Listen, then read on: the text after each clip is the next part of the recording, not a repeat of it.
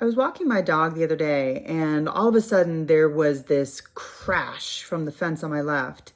And I couldn't tell what it was. It was some kind of wild animal. And I grabbed my dog to hold him steady because I was afraid that if this animal spotted us, that it would head toward us. And currently it was running away.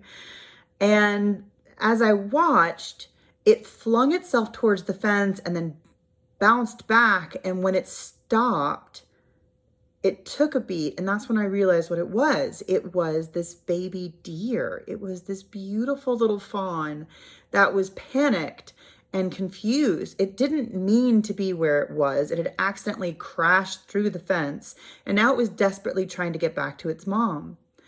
And it was hurling itself at this fence over and over again in this way that was so violent and looked so harmful. And I wanted to run to it and pick it up and throw it over the fence so that it could go free, but I couldn't, because I knew that if I touched that deer, then its mother wouldn't accept it back.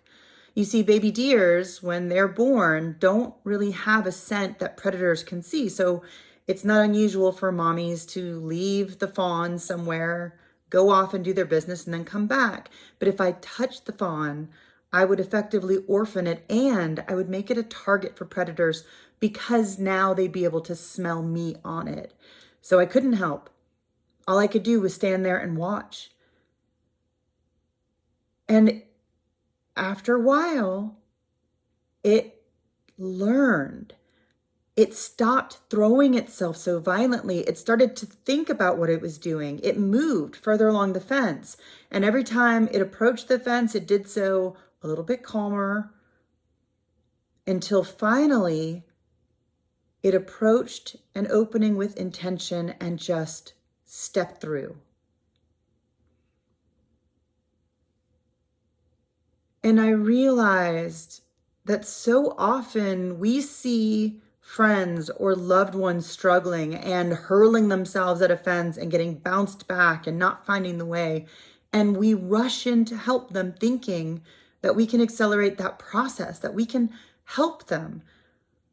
But like the fawn, this creature who I thought had been helpless was not helpless. They were just in a process of learning.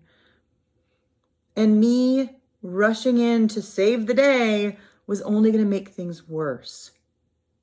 Sometimes with people that we love, with people that are in our sphere that we want to help, we need to stop and check ourselves and let them figure things out. Because if we solve problems for them, how are they learning? What are they learning? It's a little thing, but it can make a big difference.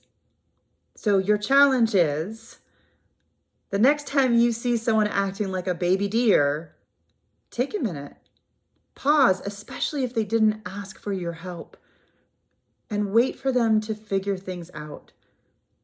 Trust that they have all the tools they need to learn, and see what happens.